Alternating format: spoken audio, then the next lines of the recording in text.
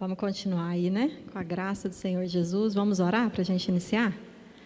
Senhor, nosso Deus e nosso Pai, nós te louvamos, Senhor, te bendizemos e te agradecemos por tudo que o Senhor já derramou nas nossas vidas até este momento, Senhor. Pai, nós clamamos ao Senhor que o Senhor continue a derramar dos céus, através da Tua santa palavra, Senhor, dessa bendita palavra, ensinamentos, Pai, preciosos para as nossas vidas. Como é bom, como é maravilhoso nós podermos estar aqui em comunhão na Tua casa, nessa casa de oração e podermos assim, um com os outros, aprendermos, Pai, do Teu reino, da Tua palavra, das Tuas verdades, e que tudo que nós aprendemos até aqui e que o Senhor ainda vai derramar sobre as nossas vidas, Pai, nesse resto aqui de IBD, que venha, Pai, glorificar o Teu santo nome, Pai, como foi falado aqui hoje, que a nossa vida seja luz nas trevas e que nós sejamos esse sal para temperar com o Teu amor, com a Tua graça, com a Tua misericórdia, esse mundo, Pai, esse sistema que jaz do maligno. Usa nossas vidas, Pai, para o louvor da Tua glória. Em nome de Jesus. Amém. Amém. Nós vamos aí, meus irmãos, continuar na lição 15, que é a oração sacerdotal do Senhor Jesus. Né? A semana passada a gente teve a ministração do pastor, a lição. Essa semana mais uma ministração, a gente vai ter mais essa lição e pelo jeito a gente vai poder aí ter o privilégio de degustar, continuar degustando dessa oração tão gloriosa do Senhor, tão grandiosa, tão cheia de ensinamentos. Olha só, foi pregado só a primeira parte de 1 verso, e a gente ficou aí praticamente 45 minutos aprendendo da palavra do Senhor. Como a palavra do Senhor, ela é viva, ela é grandiosa, ela é eficaz, ela transborda, né? Às vezes a gente pensa assim, um versículo, quantos ensinamentos a gente pode tirar desse versículo, né? E como é maravilhoso. Então a gente vai continuar aí na oração sacerdotal, na lição 15, onde Jesus ora pelos seus discípulos. Aí, a gente vai hoje aí a gente vai aprender um pouquinho aí dos nos versos 20 e nos versos 21, tá? Eu vou ler aqui para a gente iniciar aí. Amém?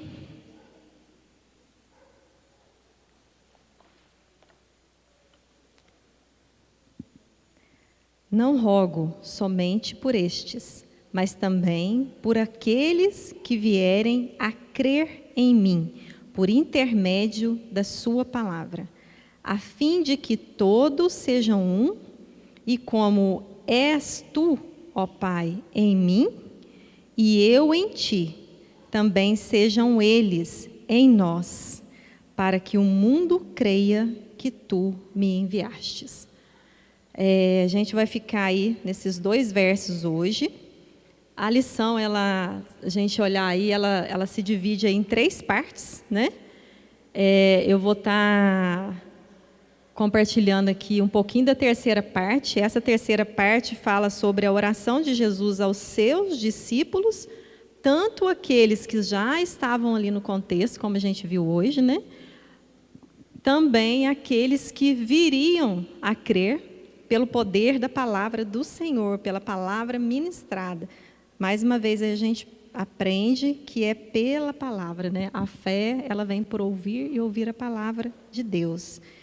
E aqui no primeiro verso, quando Jesus diz assim, ó, não rogo somente por esses, mas também por aqueles que vierem a crer em mim, Jesus estava rogando aqui por mim e por nós todos, e toda a igreja dele, todo aquele que o Pai der a ele, até o último dia em que ele vier buscar a noiva dele. Então, todos aqueles que o Pai já deu a Jesus, todos aqueles que o Pai já sabe que são deles, ele ora por todos esses. A gente não sabe se vai ser hoje, se vai ser amanhã, semana que vem, se vai ser daqui a 1 ano.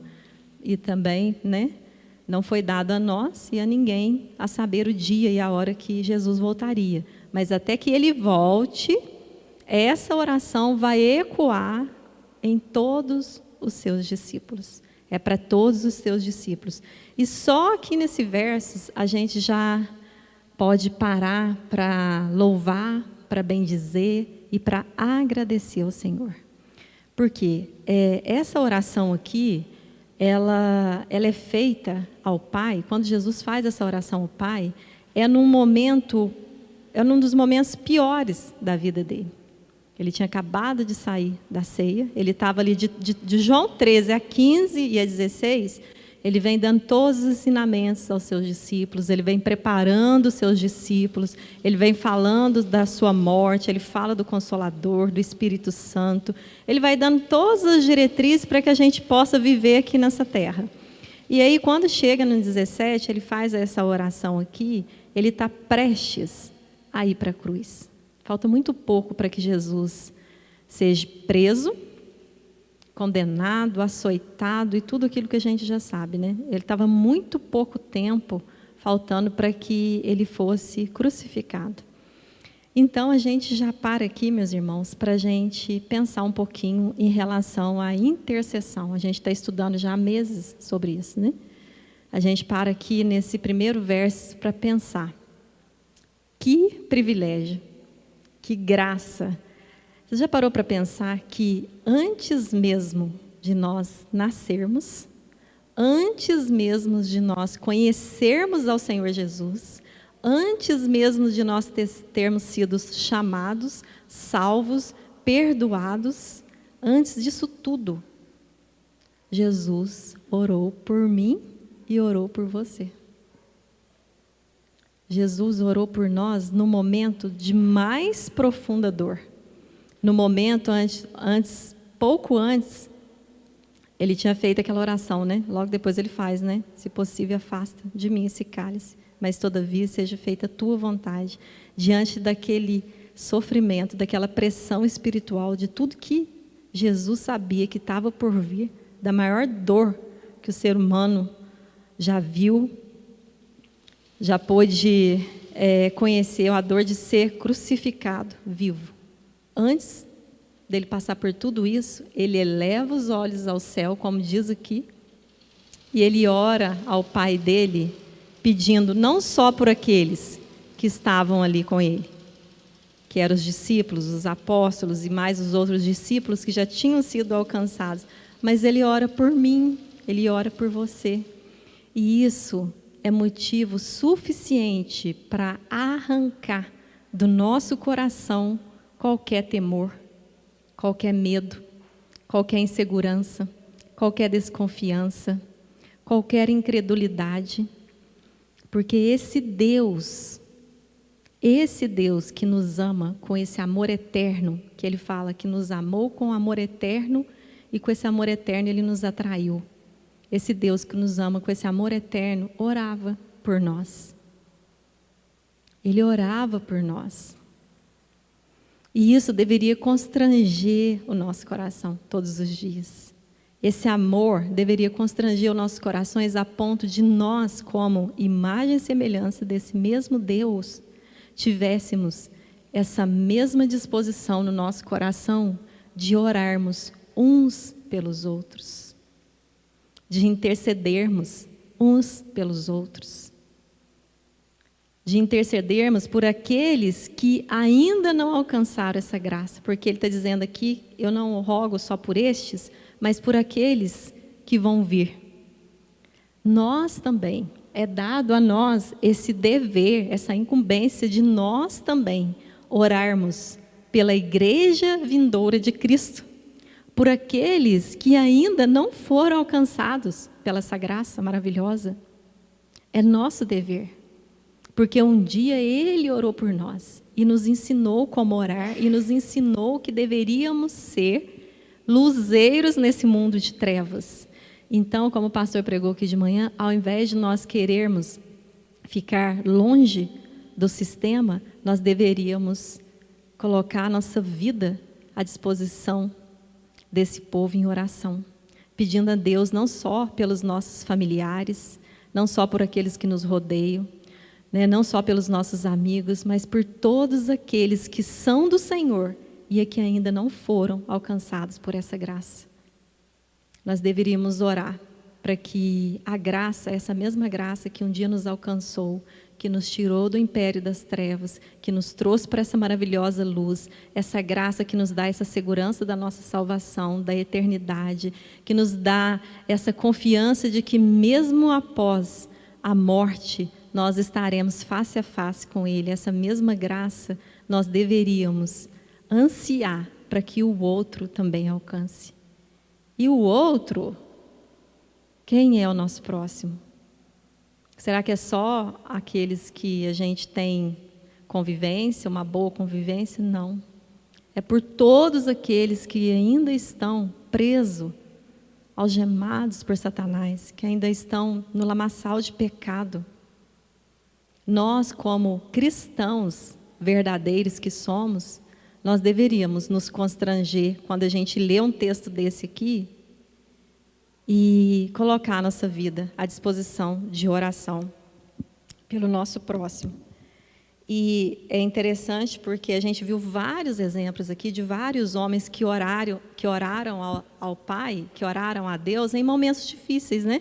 A gente viu a oração de Moisés, a gente viu a oração de Paulo, mas agora a gente está vendo a oração, a gente está assistindo aqui, a gente está podendo compartilhar da oração do nosso próprio Deus, orando ao seu Pai. Então, assim, é descanso para a nossa alma, nós sabermos que nós temos um Deus que intercede por nós. A Bíblia diz que Ele intercede com gemidos inexprimíveis por nós. Nós temos um intercessor. É tão bom, né? Eu acho que todos aqui já devem ter passado por isso. Quando alguém chega e fala assim, olha, eu estou orando pela sua causa. Olha, eu estou intercedendo por aquilo que eu sei que está acontecendo na sua vida. Isso é muito bom, não é? Não é um sentimento bom quando você sabe que alguém está se importando pela tua causa? Não dá um alento no nosso coração? Agora, o que diria nós sabermos que nós temos um Deus que ora por nós incansavelmente todos os dias, intercede junto ao Pai por nós todos os dias. Quando eu estava lendo isso aqui, eu me lembrei da vida de Pedro, quando Pedro estava prestes a negar Jesus, e ele diz, não, Senhor, eu não. Todos aqui podem te abandonar, todos aqui podem te negar, mas eu não, eu estarei contigo até a tua morte. Eu de maneira nenhuma negarei ao Senhor. Jesus diz para ele assim, Pedro, Satanás pediu para que eu te peneirasse. Eu, todavia, orei por você para que a sua fé não desfalecesse. Ou seja, Pedro negaria Jesus no outro dia, mas Jesus é o Deus do amanhã. Jesus é o Deus que ora para o teu problema de amanhã, pelo teu pecado de amanhã, pela possível queda de amanhã. Esse é o nosso Deus. E isso deveria nos constranger todos os dias. Porque quando a gente está diante de algumas situações e a gente teme, a gente deveria sentir constrangimento. Porque nós temos um Deus que intercede constantemente por nós, nos livrando do mal, nos livrando das tentações, nos livrando de desanimar, de perder a fé como Pedro. Porque, glória a Deus, ele não perdeu a fé dele, porque Jesus orou para que ele não desfalecesse. E esse mesmo Jesus continua orando por mim e por você, por nós e pela igreja dele. E isso é até a volta dele, por todos nós. E aí, a gente vê aí que ele orou nesse momento de dor, de pressão, né? E é o mesmo que deve acontecer conosco, nos momentos de dores, nos momentos de pressão, que não, nem de longe se assemelha à dor dele, à pressão que ele sofreu. Mas que nós devemos continuar buscando ao Senhor em oração, independente da nossa situação. E ele fala aí também que esses creriam nele pela palavra dele, olha. Por intermédio da sua palavra. Eu não vou entrar muito no mérito aqui, porque semana passada o pastor já falou muito com a gente sobre essa questão da palavra, sobre a necessidade da palavra. A gente tem falado isso aqui incansavelmente, como é para nós vital, né? É vital para nós a palavra, porque é ela que tem esse poder para salvar, para libertar, para transformar, para educar, para curar, para nos fazer cada dia mais parecido com Cristo. E a gente já viu bastante disso aí semana passada. Mas aí vamos ver aí no verso 21, qual foi a finalidade dessa oração de Jesus aí. No 21, o que ele diz aí? Ó? A fim de que todos sejam um. E como és tu, ó Pai, em mim e eu em ti, sejam eles em nós. A finalidade dessa oração que Jesus fez aí é para que, assim como ele e o Pai eram um, que nós também fôssemos um neles. Ele está falando aí de uma unidade. Ele está falando aí que ele está orando para a unidade da igreja, a unidade daquela igreja que estava se formando e a unidade daquela igreja que já tinha passado, que era a igreja de Israel, que era o povo de Israel, e ele estava orando aí pela futura noiva deles, aqueles que já os conheciam, aquele que estava conhecendo e aqueles que viriam a conhecer ele, que esses fossem um, como ele e o Pai eram um. E não é qualquer tipo de unidade que Jesus estava orando aí. É uma unidade que reflete a gloriosa unidade da Trindade. Se a gente for ver aí, ele fala assim, ó, Senhor, Pai, eu oro para que eles sejam um, como eu sou em ti, o Senhor é em mim, eu quero também que eles sejam em nós. E ele fala aí da Trindade, embora ele não, aqui ainda ele não fale do Espírito, porque ele ainda estava vivo, mas ele estava falando da Trindade aqui. Então, o que Jesus está pedindo aí não é uma unidade superficial, não é uma unidade baseada em sentimentos, não é uma unidade baseada em troca de benefícios, mas é uma unidade baseada numa base poderosíssima, que é a Trindade. Você já imaginou como que é a Trindade desde a eternidade? Uma vez eu vi um vídeo, é lindo, esse vídeo era tão lindo, eu não consegui salvar. Esse vídeo mostrava a Trindade assim, como se ela dançasse num só movimento, numa só dança. Então, nessa unidade de amor, esse amor eterno, Jesus fala, eu quero que vocês sejam um comigo. E ele compara essa unidade, obrigada, irmão. Ele compara essa unidade com a Trindade. Ele nos dá essa graça, esse privilégio de podermos usufruir aqui na terra dessa unidade comparada à unidade gloriosa da Trindade. E a gente às vezes confunde muito nessa questão da unidade com comunhão, com eventos, com estar juntos. Isso tudo é muito bom, isso gera também, né, unidade. Mas essa unidade, o Pai conquistou para nós através da vida de Jesus Cristo na cruz. Ela teve o preço de cruz. Nós não podemos. Só Cristo é quem, né? Quem fez essa, quem como é que fala? Arquitetou essa unidade toda. Nós não temos essa capacidade. Mas o que é pedido para nós? Para que nós venhamos a preservar essa unidade. Nós não estudamos agora há pouco, aí não fomos ministrados pela palavra do Senhor, que nós devemos ser luz e sal no mundo. Então, se nós devemos ser luz e sal no mundo, aqui, com os nossos, nós devemos ser um, como Cristo é com o Pai, dançando essa mesma dança, a dança do amor. Esse amor que independe do que eu vou ganhar, esse amor que independe de benefícios, esse amor que independe se eu gosto ou não, esse amor que independe das diferenças sociais, das diferenças de temperamentos, das diferenças de ministério. É um amor que ele está acima de qualquer diferença aqui nessa terra. É um amor que só Cristo pode derramar nos nossos corações e que depende desse novo nascimento nosso, depende da nossa fé, depende desse amor que é derramado por nós. E nós podemos, se nós quisermos, nós podemos desfrutar dessa unidade dia após dia. Eu vou ler lá em Efésios fala da Trindade, dessa unidade na Trindade. Eu anotei aqui, quer ver? É Efésios mesmo. Efésios.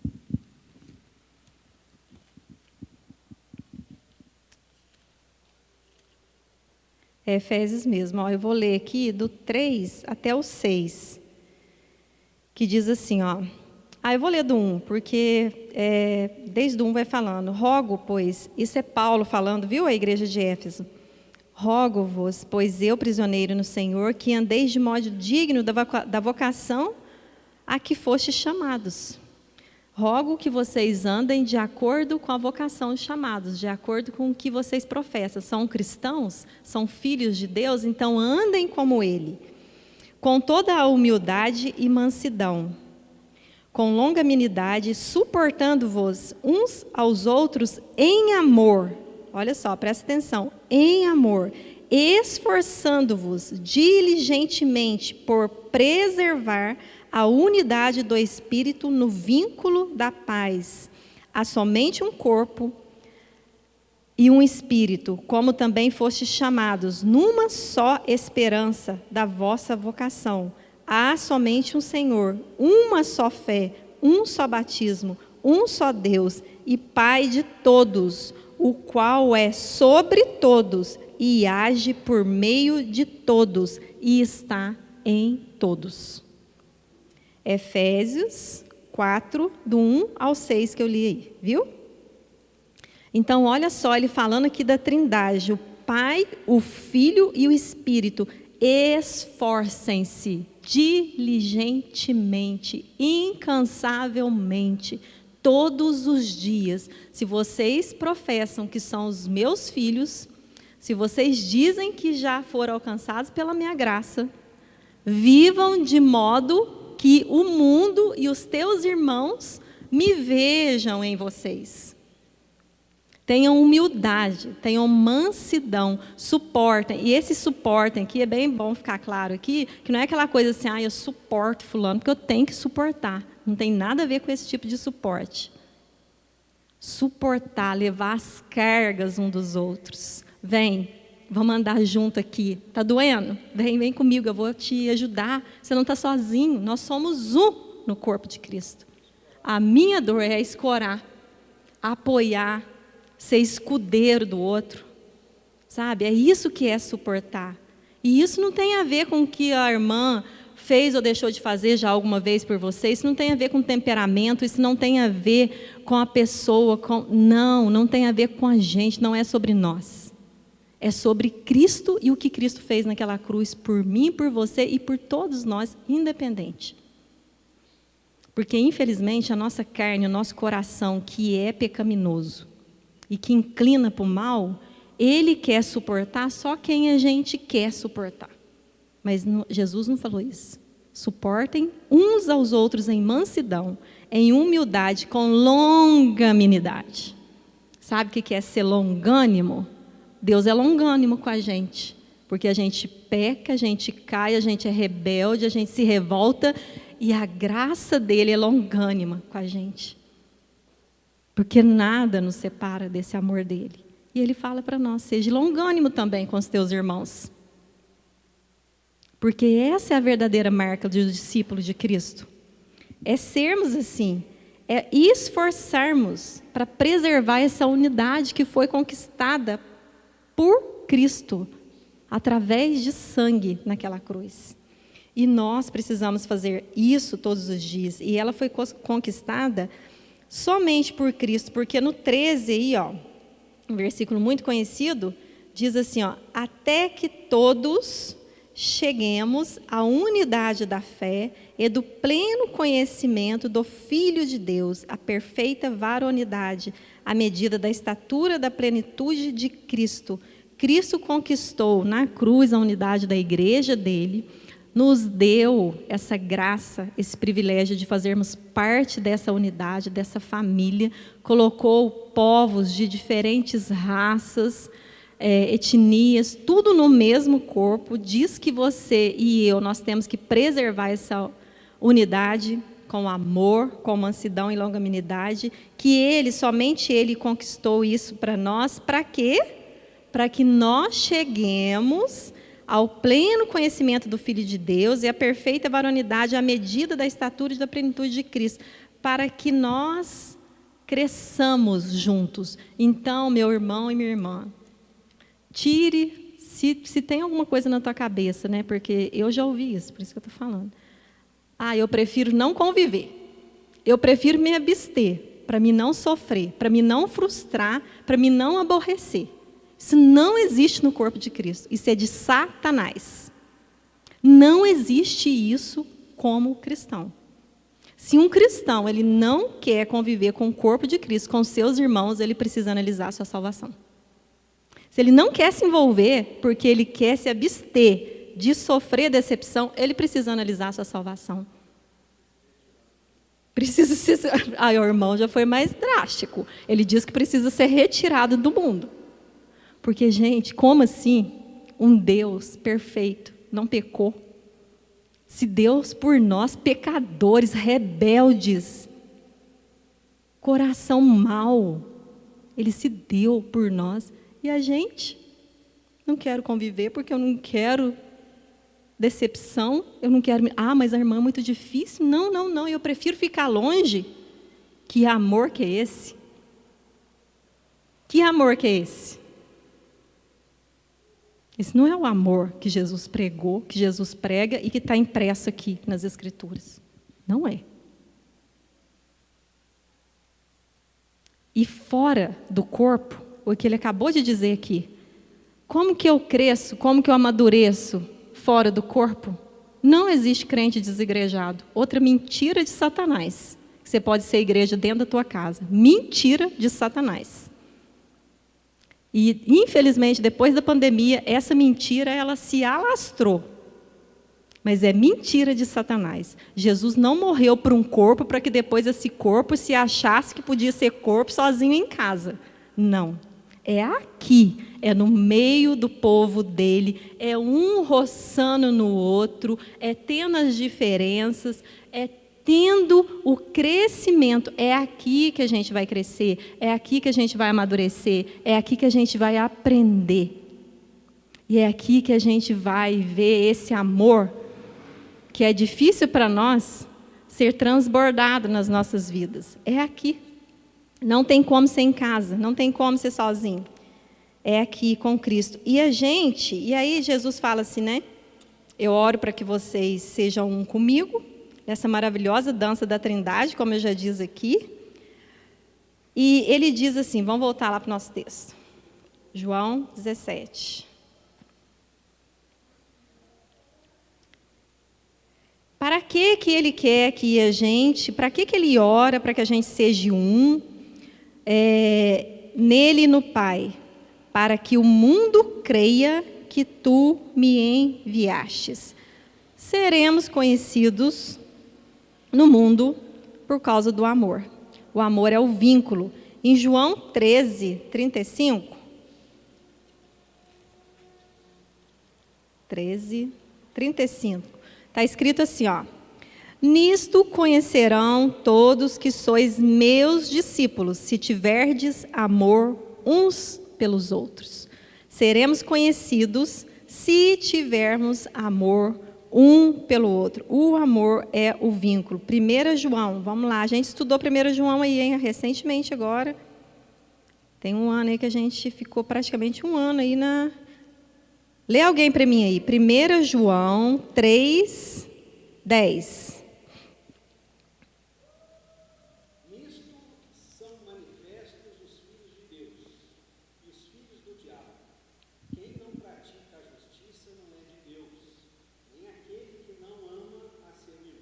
Olha só que sério aí. Nisto somos conhecidos. Se somos filhos de Deus, se praticamos a justiça e amamos os nossos irmãos, ou se somos filhos do diabo.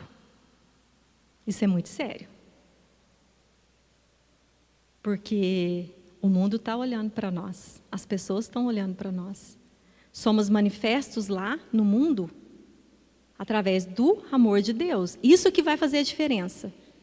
Se o mundo olha para mim e vê que eu sou filha de Deus ou se eu sou filha do diabo. Isso não sou eu que estou falando.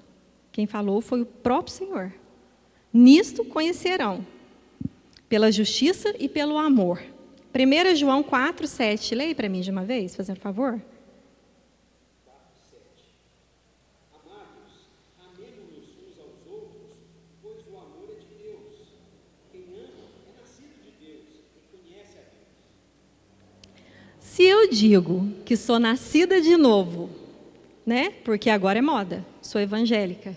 Mas se eu digo que eu sou nascida de Deus, que teve esse novo nascimento, então eu tenho que viver de acordo. Como se fosse realmente filha de Deus. Então a Bíblia vai nos mostrando que o que vai diferenciar a nossa vida, a nossa conduta, o nosso caráter, a nossa identidade aqui dentro com os nossos irmãos e lá no mundo, o que faz diferenciação de quem somos é o amor que Cristo derramou em nós. E esse amor que nós, por pertencermos a esse reino que é o reino do Filho do amor, esse plano do qual Jesus, pela graça dele, nos inseriu nesse plano da redenção, por causa disso, nós não devemos nos conformar com o mundo, mas nós devemos transformá-lo pelo poder do Espírito na nossa mente. Então, eu não tenho que entrar na forma do mundo, do sistema, que é divisão, competição, que é ódio, dissensão na internet, acontece alguma coisa, vai todo mundo correndo para a internet para julgar, para condenar. Isso não é marca característica de um cristão. A nossa marca é ser luz nas trevas, é ser sal que tempera tudo isso que está acontecendo lá fora. E na medida certa, porque o sal de menos fica sonso e o sal de mais salga. Então, é tudo na medida. E o mundo, é muito comum quando a gente vai evangelizar, né? Quando a gente vai falar do amor de Deus, a gente já pensa em evangelização, a gente já pensa logo em folhetos, né? Naqueles cartazes, né? Em falar, às vezes, do nosso testemunho, da nossa vida. Isso tudo faz parte. Mas o bom evangelismo mesmo, ele começa dentro da igreja, como nós vivemos uns com os outros, como nós nos tratamos. Aí sim, Jesus vai ser real lá fora. Pode? Isso. A marca do sistema lá fora, ela é isso. Ela é competição, divisão, ódio, é a lei do que pode mais, do mais poderoso. Essa é a lei do sistema satânico que jaz do maligno que está lá no mundo. Mas o nosso não. Aqui não há espaço. Para quem é cristão, não há espaço no coração para competição, para divisão, para discórdia, para contenda. Se isso está acontecendo, a gente precisa nos colocar diante do Senhor e pedir que o Senhor nos revele o que está errado, para que a gente possa colocar diante dele e ele nos perdoar.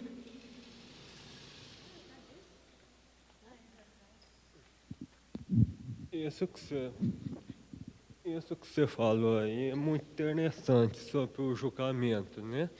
Me lembro de um versículo que fala: mais fácil é você ver o cisco no olho do teu irmão que você vê que você não enxerga a trava no teu, entendeu? Então, quer dizer, não julgue para não ser julgado. Eu penso assim.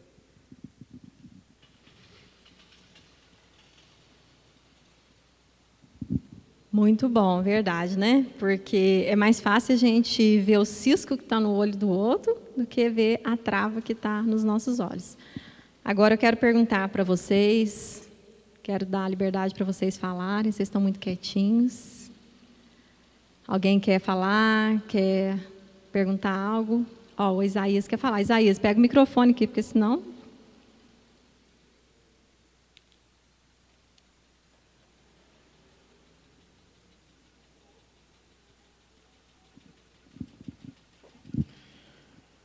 Pai do Senhor, irmãos, em cima disso aí que a Patrícia está falando, eu queria que vocês abrissem a sua Bíblia em Mateus 18, 19. Olha só que coisa poderosa. Eu já falei isso aqui uma vez, mas eu gostaria que a gente se atentasse para isso, né? Cadê? Mateus 18, 19. Que às vezes a gente não se atenta para o poder da unidade, né? E por isso que o diabo ele joga tanta semente da discórdia, né? Para a gente não se unir, para a gente não entender o ponto de vista e apoiar o irmão e orar junto com o irmão. Mas olha só o que o Senhor fala para nós. Isso aqui é poderosíssimo. Também lhes digo que se 2 de vocês concordarem na terra em qualquer assunto sobre o qual pedirem, isso lhes será feito por meu Pai que está nos céus. Ele está falando que é qualquer coisa que pedirem. Se 2 só 2 concordarem acerca de qualquer coisa que pedirem, qualquer coisa. Olha que poder isso, né? E uma experiência, eu já tive várias experiências em cima disso, várias mesmo. Mas eu gosto de trabalhar isso com a Anelisa, minha filha, né? E eu estava lá com um carro velho, né? Precisando trocar aquele carro de todo jeito, né? E aí eu falei com a Anelise, Anelise, você concorda que o papai troque de carro? Pega um carro melhor? Ela falou assim, ué, claro! Eu falei, então nós vamos orar. Nós vamos orar concordando com isso. Porque o papai precisa de um carro melhor, né, para trabalhar, para fazer a propaganda. E aí a gente orou. E aí, quando eu comprei o carro novo, ela falou assim, nossa, papai, deu certo mesmo. Eu falei, deu, é a palavra de Deus. A palavra de Deus não mente, né? E isso, assim, eu gosto de orar muito por cura, né? E é importante a gente orar nesse sentido, né? Concordando mesmo com a cura, concordando mesmo com a vitória que eu preciso, que o irmão precisa, né? Porque a palavra de Deus, ela não mente, né? Amém. Glória a Deus por isso, né? E aí, eu quero agora meditar com vocês aqui a respeito de tudo isso que a gente veio falando aí, né? Sobre a marca de um verdadeiro cristão, sobre essa unidade maravilhosa. E se nós colocarmos os olhos na palavra de Deus e a gente ver que essa unidade, ela começou lá na igreja primitiva, né? Lá em Atos, a gente não precisa abrir, mas lá em Atos 2, 44, acho que até o 46 ou 47, diz que eles viviam, né, unânimes, né, em oração, no compartilhar do pão, de casa em casa, né, juntos na alegria, na dor, na tristeza, um com os outros por amor ao reino, um reino que excede os nossos pequenos reinos que a gente forma aqui na terra, né? Porque os pequenos reinos que a gente forma aqui na terra, a maioria deles são voltados para nós mesmos.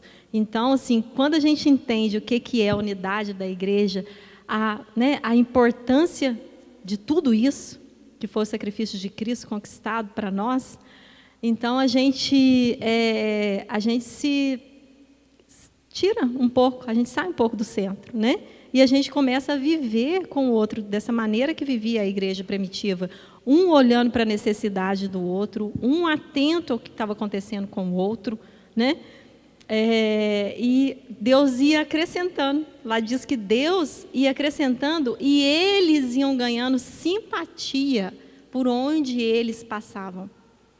A vida deles era baseada em sofrimento, em desafios, né? Não é como hoje, né? Hoje, se um crente está passando por problemas, desafios, né? Seja em qualquer área, às vezes o outro tende a, né, lá fora, mas cadê o Deus dele? Cadê o Deus que ele serve?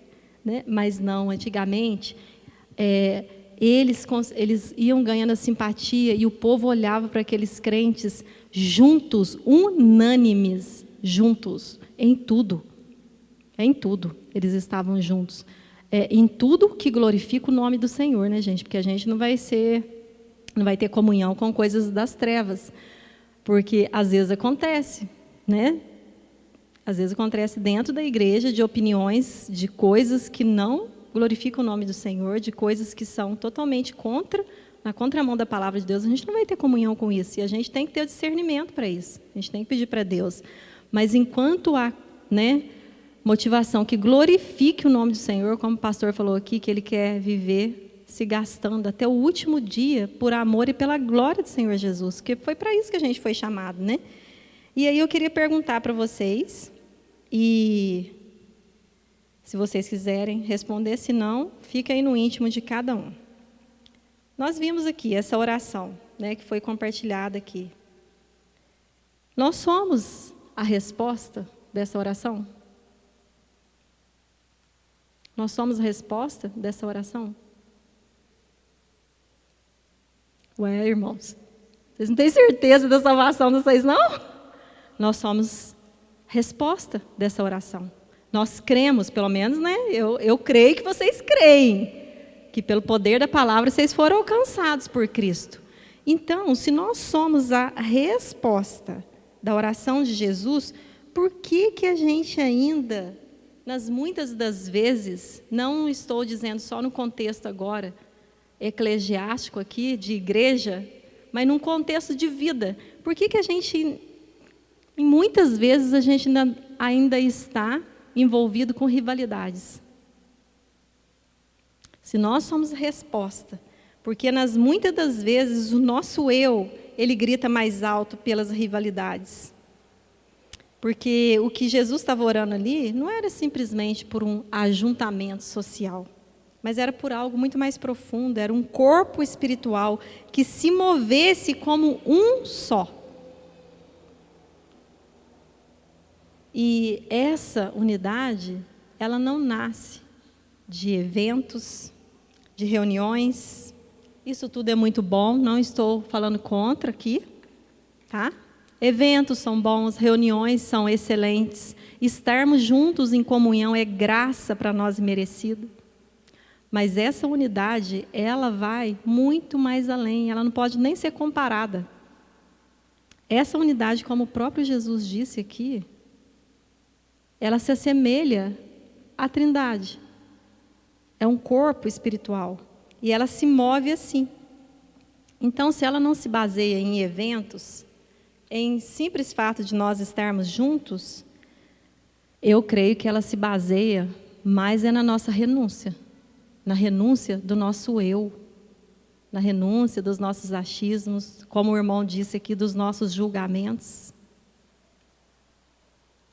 Não vai ser eventos, não vai ser reuniões, mas vai ser o discernimento espiritual, o quanto nós temos nos colocado nas mãos do Senhor para que a gente seja transformado de dia em dia, de glória em glória, e esse amor que foi derramado em nós, cada dia mais, se mova na direção do nosso próximo, seja aqui dentro da igreja, seja dentro da nossa casa, na nossa família, no nosso trabalho, onde quer que a gente esteja, que Jesus seja real, que ao olhar para nós, para a nossa convivência, para o nosso trato aqui uns com os outros, para o nosso trato lá fora, para a nossa reputação onde a gente estiver, que o mundo, esse sistema, olhe para nós, o remanescente fiel de Cristo, e veja essa luz. E essa luz, ela resplandeça lá nessas trevas. A ponto de a gente ser diferenciado mesmo, separado mesmo. Então, é a pergunta que eu queria deixar aí. Se nós somos a resposta dessa oração de que, né, fomos chamados para sermos um. Como Cristo é um com o Pai, e o Pai com Ele, e Ele com o Espírito, e o Espírito com Ele. Se nós temos buscado esse mover, se esse mover na nossa vida tem resplandecido realmente o que nós fomos chamados para fazer. E isso não tem a ver com fama, não tem a ver com, com palco, com glória própria, não tem a ver com isso. Mas isso, como eu já disse aqui várias vezes, isso aponta para a cruz, para o sacrifício de Cristo que foi feito lá na cruz. Então, que a gente possa levar para o nosso coração e pensar na nossa mente que a unidade, ela custou para Jesus o preço de sangue. E para nós, ela precisa custar o preço da morte do nosso orgulho, da nossa vaidade, do nosso eu. Porque só quando a gente consegue morrer e derrubar esses altares que o orgulho, o nosso coração ergue, é que a gente consegue conviver em paz com os outros, independente dos temperamentos, independente do jeito, da diversidade de cada um, porque cada um é de um jeito. Mas a unidade, como eu já disse aqui também, ela precisa prevalecer, ela precisa estar acima, porque ela é sobre o reino, não sobre nós. Amém, meus irmãos? Fala. Não gosto de microfone, mas tem que ser, mano. Essa semana, todo dia a gente dá uma lidinha na palavra e me chamou muita atenção. Essa semana o Salmo 23, eu já estou eu, Senhor. 23, 3b, Guia-me pelas veredas da justiça por amor do seu nome. Então, isso me tocou muito, essa palavra, porque não é sobre nós. Se a gente faz alguma coisa boa, se a gente vive no amor de Deus, é por amor ao nome dele primeiro.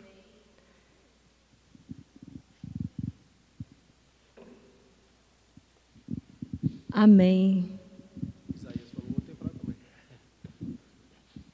Meus irmãos, eu estou meditando aqui, lembrando desse contexto aqui, ensino-aprendizagem, Jesus ensinando e ensinando a orar, interceder. Me recordo dos religiosos da época de Cristo questionaram a Cristo. Olha, os discípulos de João, eles oram, eles jejuam, e os teus? Aí o que ele responde? Que enquanto o noivo estivesse com ele, não haveria necessidade, mas que quando o noivo se fosse, haveria sim a necessidade de orar. E ele, nesse capítulo 17 aqui, ele faz essa oração maravilhosa, esse ensinamento precioso.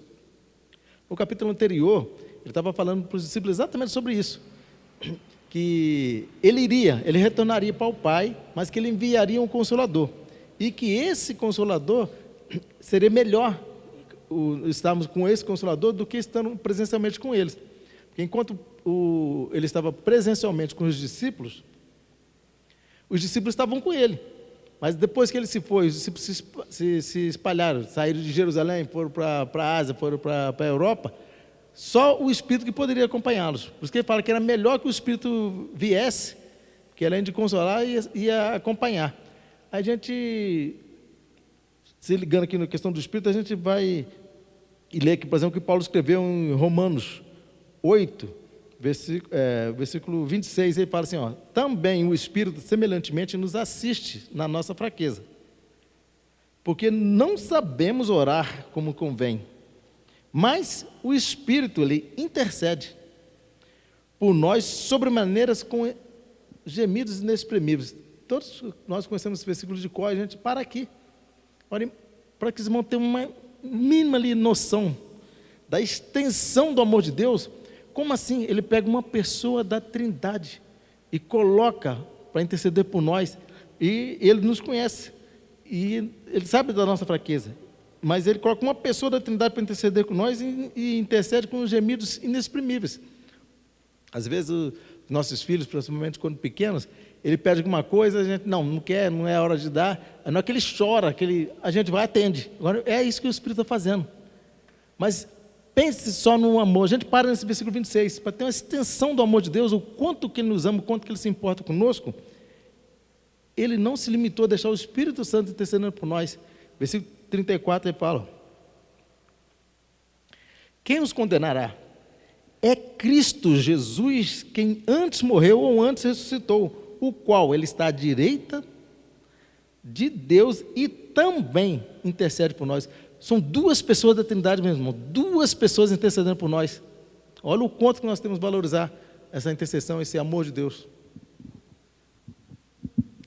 Amém, né? Glória a Deus. Alguém mais quer comentar, irmão, aqui?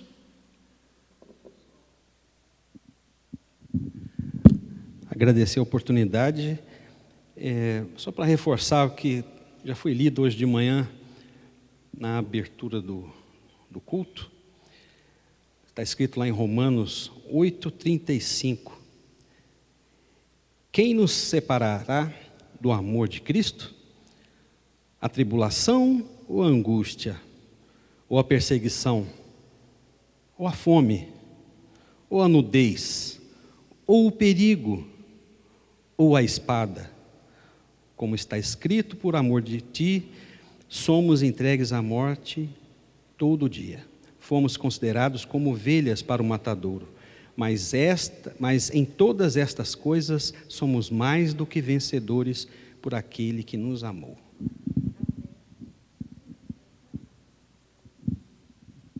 Amém. Glória a Deus, né? Que a gente saia daqui hoje, né, com todos esses ensinamentos que começaram às 9 horas, né? Que começaram antes, né? A gente chegou aqui às 9, né? Que a gente possa transbordar dessa graça, desse amor, não só aqui dentro, mas que a gente possa transbordar lá fora também, né? Desse mesmo amor que foi derramado. E ter essa plena convicção de que, se é bom a igreja orar por nós, imagine a gente saber que temos, né, nosso Senhor, que é intercessor, que intercede por nós. Então, que bênção, que privilégio que nós temos como filhos de Deus. Então, que a gente venha querer viver, né, de maneira, como a gente leu aqui, né, do qual a gente foi chamado, dessa vocação que a gente foi chamado. E pensar, nós somos a resposta da oração de Jesus, né? E que a gente possa viver de maneira santa, para que o mundo veja que Jesus é real em nós. Amém? Você ora para a gente, para encerrar?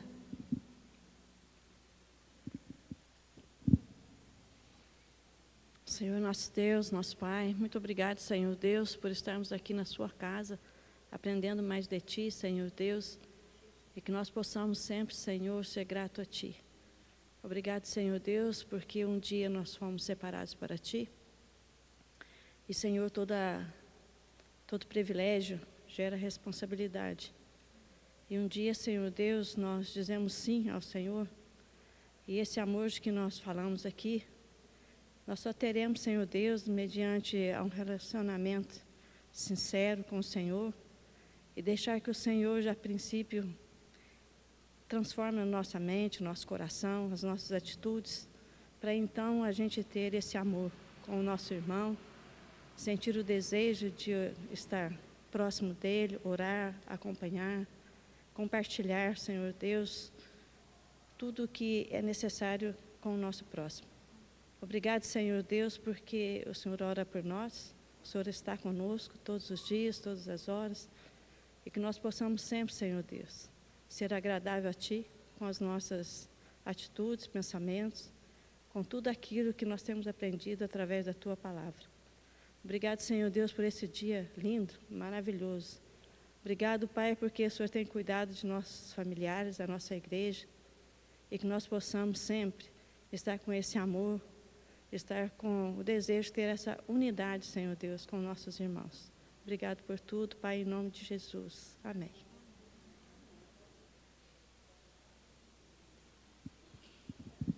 Amém, meus irmãos. Até mais tarde, se Deus quiser.